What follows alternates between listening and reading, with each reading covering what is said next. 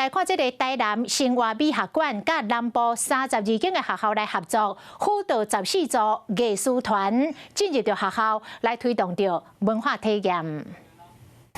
由秀琴歌剧团带头的入门国小学生登台表演扮仙，表现出文化体验的成果以及人物戏剧背后所代表的意涵。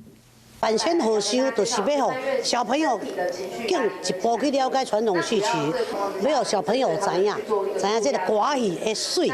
由今年入选的14组艺术家甲团队轮流展演演发的课程，这是由文化部甲教育部为107年开始推动的文化体验教育计划。现场有来自金门的红菇粿甲平湖的泥布，和大家认捌在地文化。那这些的体验呢，都是在正规的教育课程，让孩子自然的来接触。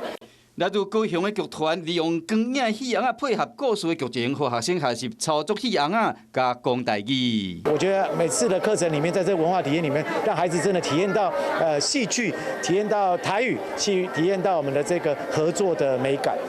主办单位嘛，希望讲会当和艺术家入去校园教，伫教甲学之间好学童认捌传统的文化甲艺术课程。 Hello， 大家好，我是林依文。想要抢先掌握最及时的新闻资讯吗？赶快订阅、按赞、开启小铃铛，锁定华视新闻的 YouTube 频道。